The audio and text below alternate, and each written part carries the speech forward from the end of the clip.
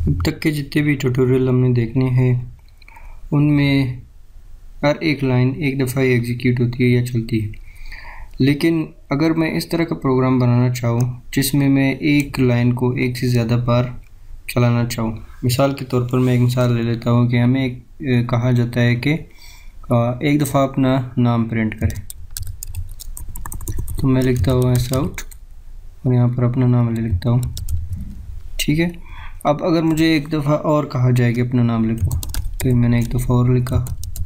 अब ये तो मेरे लिए आसान बात है, लेकिन मुझे अगर कहा जाता है कि एक ही दफ़ा में कि आप अपना नाम 10 दफ़ा लिखें, तो ये मेरे लिए एक छोटा सा मसला है। खैर, लेकिन मैं जिस तरह भी करके 10 दफ़ा लिख लूँगा। लेकिन अगर ये नाम 100 दफ़ा लिखना हो तब क्या करेंगे?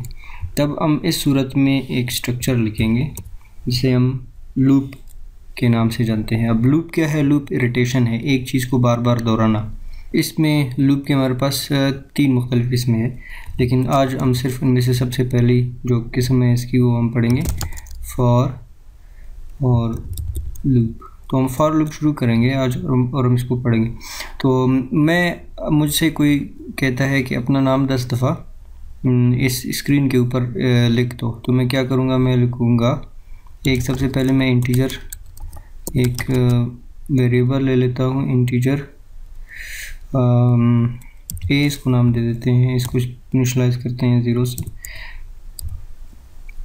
ये इसको इनिशलाइज करते ही नहीं है। मैं लिखता हूँ फॉर, अब ये इसका सिंटेक्स है, फॉर ए इक्वल्स 0। इसने सबसे पहले क्या किया और सेमीकोलन हमारे लिए हमारे वेरिएबल को इनिशलाइज किया, और ये तो 0 से शुरू हुई, हमने इस पार्ट में बता दिया। और क्या कहते हैं हम कहते हैं कि इसको कहाँ तक चलना चाहिए। मैं कहता हूँ ये उस वक्त तक चले जब ए बड़ा छोटा हो 10 से, और इसमें एक एक इंक्रीमेंट करो। अगर आपने मेरी पिछली ट्यूटोरियल इंक्रीमेंटेशन डिक्रीमेंटेशन की देखी है तो उसमें आपको ये अंदाज़ा हो जाएगा ये क्या चीज़ है। और उसके बाद हम लूप की बॉडी लिखते हैं। अब ये एक लूप की सिंपल सी बॉडी होगी, और इसके अंदर जो भी स्टेटमेंट होगा वो इस कंडीशन के सही होने तक, इस कंडीशन के सही होने तक वो हमेशा चलता रहेगा। तो मैं इसमें क्या लिखता हूँ, एस आउट NFN। अब मैंने क्या किया, और ये तो एक सिंपल सा तरीका है इसका, लेकिन हम इसको खूबसूरत बनाने के लिए इस तरह इसको इंडेंटेशन करते रहेंगे। इसको हम इंडेंटेशन कहते हैं कि जैसे ही एक ब्रैकेट आए तो उससे आगे वाला टेक्स्ट एक कदम या एक टैब आगे होनी चाहिए। तो मैं इस प्रोग्राम को रन करता हूँ।